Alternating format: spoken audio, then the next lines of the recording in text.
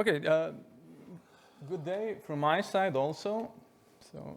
Okay, so from the criminal law perspective, we can view children as victims or as criminal offenders. So the first question then poses, should children get some kind of special treatment in criminal law? In principle, we should say no. All people are equal. There is no difference between men, women, children, adults, and so on. But the problem is because you are fathers, mothers, and your feelings activate. And you say, okay, children need some special protection. So we in criminal law, then we receive some kind of feeling-based law. And this is not good because criminal law should be objective. There is no room for feelings, no room for tears. So the question is special treatment of children in criminal law justified in any way? Now, of course, there are some crimes that target children specifically. So crimes like family crimes, neglect of a minor, breach of family obligations, and so on. Then we have crimes like infanticide. So if a mother kills her own child, this is a special crime with very low sentence. In Slovenia, only 3 years imprisonment. But this is, of course, it's not the same in all countries. Then we have unauthorized interference with pregnancy. Of course, again, a crime for all those who interfere with a pregnant woman, but not the woman herself. She's not liable to this offense. So we have some kind of special offenses that are very specifically written for children.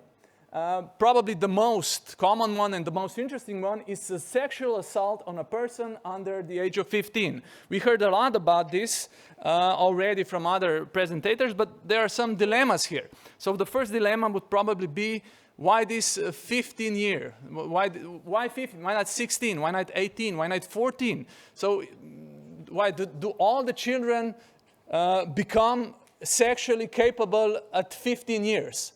Or maybe one day before 15 years, they are innocent, poor, they cannot decide, but after they become 15 years old, they become sexually active, reasonable, and they can have sexual intercourse. So this is the first dilemma. Why this 15-year gap? And the second dilemma is, when does one become a pedophile? So when does one is a pedophile against the child? And then we can say, everyone who has sexual intercourse with a child younger than 15. Okay, but what if the perpetrator is 15 years old? So we have a 14-year-old girl or 14-year-old boy and 15-year-old girl, and they have sex, and now she's a pedophile, and this cannot be, something is not okay. So then we say it must be disproportionate. The age between them must be disproportionate. But nobody knows what this is. So this is up to the judge in a specific case. So we see that we have some dilemmas here how to approach this topic. Another very interesting topic for me is child pornography. So I cannot show too much right now in regard of pictures that I will not be prosecuted myself.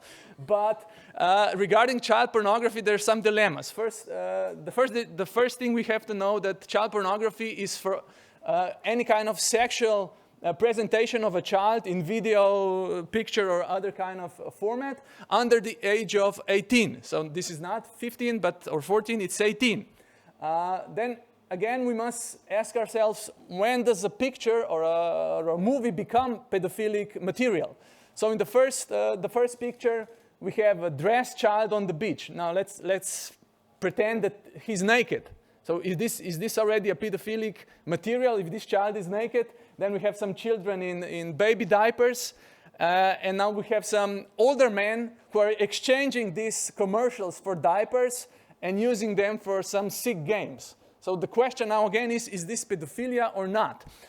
Here in criminal law, we take into account an objective and subjective measurement. So the objective criteria would be what is on the presentation, and we demand that it should be a sexual nature, so it must be a sexual act, or at least a naked child. So on the first picture, the objective criteria fails. So if you have a dressed child, it's not pedophilic material. So if you have some strange old man in a van who are taking pictures of children playing in kindergarten, and they are dressed, and we all know this is sick and strange, but it's not pedophilic material in criminal law. And again, these baby diapers, these are commercials aired on TV. From objective material, they cannot be in itself pedophilic material. And the subjective element is what is the purpose of this content. Even if you have a naked child on the first picture and the objective criteria is met, we still must ask, why was this made? If, for example, a father takes a picture of his child for a memory or something, we cannot say, oh, he created the pedophilic material if it's just for a memory. So the subjective element also must be taken into account. And on the lower bottom two pictures, we have the so-called virtual child pornography. This is quite a new phenomenon where one creates digitally children in pornographic poses, intercourses, and so on. So these are not actual children, but they look quite like children. So they look like children, but are created digitally. So no child was actually harmed when creating this material. So again, the question is, should this be a criminal offense of creating pedophilic material? And according to the EU directive on child pornography, it says yes. So European countries should incriminate virtual child pornography, but now again the question is at what stage? So let's say, for example, we have the left picture and the right picture. They're quite different because the left picture it could be presented as a real person. So if this would be a whole girl, it could almost look like a real person. And on the right, we see this cannot be. This is just an image. It's just a cartoonish image. So if you now put both into sexual pose, the one on the left could be treated as pornographic, virtual pornography, and the right one not. So these are some criteria that we evaluate in criminal law. Okay, so on the other side, we have children as criminal offenders. So these are not some poor children like Oliver Twist who are innocent and poor, but we have some children that can commit some very serious offenses. And now the question is what to do with them. Now the first question, again, as we heard it a lot of times today, is at what age does a child become an adult? So when should the criminal law investigate and deal with a child? So in Slovenia, the age is 14. Like we heard a little earlier in Czech Republic, it's 15. So if you look at these countries, 13 in France, 15 in Scandinavian countries, 12 in Netherlands, 10 in Switzerland, the home of democracy, but only 10 years. So why is this so different? So the first answer would be, of course, children in Switzerland are much more smarter. They mature earlier. They are more smart. And for example, in Scandinavia, they're so slow. They need a lot more time to develop the guilt principle. And again, I don't think this is the right approach. So why 14 years, 15 years, 12 years? So the first we can say, okay, this is the reference to development, clinical psychology, and medicine. So the medicine men, they say, and medicine women, they say 14 or 15 is the age when the children become adults. So they develop this understanding of a criminal offense. They can form guilt, but before that they cannot.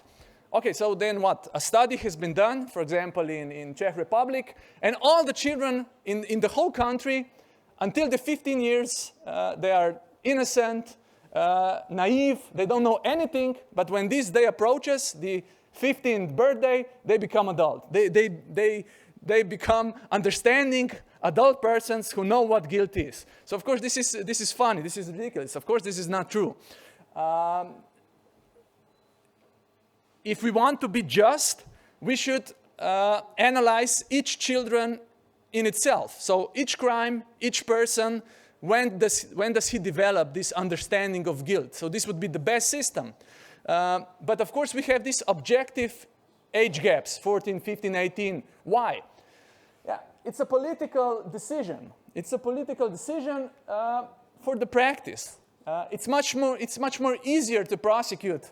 For example, if I'm a judge or a prosecutor and someone has committed a crime and he's 13 and a half years, it's hard to know, was he criminally capable? I must now invite psychologists, psychiatrists to analyze this, and this is hard, this is complex. But if I have an objective limit, 14 years, it's much easier. All I have to do is, how old was he when he committed this? 13 years and a half, okay, I don't have to deal with him. So it's a political decision for the practice, nothing else. This is not, there's no criminal legal justification for these age gaps. It's good orientation and it's politically attributed, as we saw earlier, because each country has its own age gap, age limit. If this would be objective, it would be the same in every country, but it's not. Okay, regarding some arguments for objective limit, there are some arguments for that.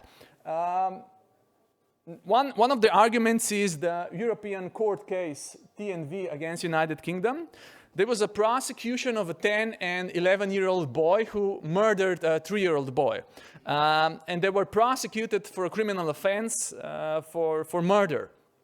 And the European court said in this case, it's not the problem that the age gap is only 10 years in England, so that they can be prosecuted. This was not the problem for the European court, but the European court said that because they are so young, they cannot understand the procedure. So this is the same as this Oliver Twist case. So he cannot understand what the procedure is about. It's not the material part of the law. So age gap 10 years limit is not problematic, but the problematic is that he's so young and that does not have the understanding yet to cooperate in the criminal procedure. So there are some justifications to put an objective limit of criminal liability. And then we have the Beijing rules and the Committee on the Rights of the Child that recommend an objective limit, but they recommend 12 years, at least 12 years. So this should be, in a way, the minimum where a child can become criminally responsible. But of course, it's up to the states what this limit will actually be. So let's now look at from the other perspective. We probably all know this very not so quite recent case of shooting in Serbia. We have a 13-year-old boy who looked up the criminal code of Serbia. So before he committed a very serious crime, so what he did, he came to a public school, I think it was the elementary school, and shot, I think, killed eight children in it. And this was premeditated. So first of all, what he did, he looked up the criminal code of Serbia, and he saw that the age limit for criminal responsibility was 14, and he was 13 years old. And this was one of the reasons why he decided to do this. So from this perspective, we cannot say that he's a naive, poor child who does not know and cannot understand what guilt is. So the guilt meaning that he has done something wrong. This is not okay. This is bad. This is evil. He analyzed or looked up the criminal code. So if the age gap would be lower, probably maybe he wouldn't even committed this crime. We don't know. But now the question is, what will we do as lawyers? So now the first solution would be lowering the age limit. So lowering the age limit, or at least for very serious offenses. So I'm not saying that we should now prosecute 10-year-olds for thefts in shops. Those are minor offenses. But for something so serious, to not be even able to I don't necessarily, when I say prosecute, I do not mean that we have to put him now in jail for the rest of his life, but I mean that at least the state can do something about this case. Because if we have an age limit of 14 and it's objective, then it's nothing. The child, he can laugh at the policeman.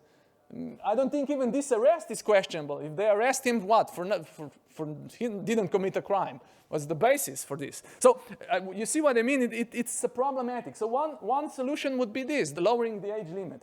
When I say this in Slovenian, when I lecture this on Slovenian judges, they were against it. The judges were jumping from their seats. No, I never saw something like that. So it's from the practical point, they're completely against this solution. Okay, so the second would be criminal responsibility of parents. So the other solution would be that we prosecute parents. So we can do this because they're in a way, they're responsible for his education, they're responsible for him, maybe they enabled him to receive the gun or something like that. So we can construct some kind of criminal liability of parents for their children. So this could be one solution. It has been used. I think in this case in Serbia, they prosecuted parents for enabling the child to get the gun and the bullets. Yeah, okay, but this is completely, so then we can question if he's completely sane. So let's say that he passes all these tests and say, I have no mental problems. I just decided I don't like my friends and kill them. So otherwise I'm okay. So if you don't have justification for that, it can be problematic. And the third solution would be do nothing. We have to take into account cases like that. This is just, it happens, like the Americans say, shit happens, but we do nothing. We remain, the criminal legislation remains as it is. Now, if we go into option A or option B, so the first one and second one, then we can say, but this is increasing criminal repression. You're advocating criminal repression. What's wrong with it? But I always say, why is criminal repression bad? Who said that it's bad? I think it is good. Criminal repression is good. Criminal repression is just. This is everything that remains to the victims. So if you do not have criminal repression, then the criminal law in itself is a joke. It doesn't matter. Why do we have policemen? Why do we have the state? Why do we have courts? Their main goal is criminal repression for prosecuting crimes of those that should be prosecuted when the prosecution is justifiable. I'm not saying that all children under 14 should be prosecuted, but those who can decide, who can develop this guilt and commit very serious hardcore crimes, at least criminal law should have an option to do something about it. Okay, this is from my side. Thank you very much.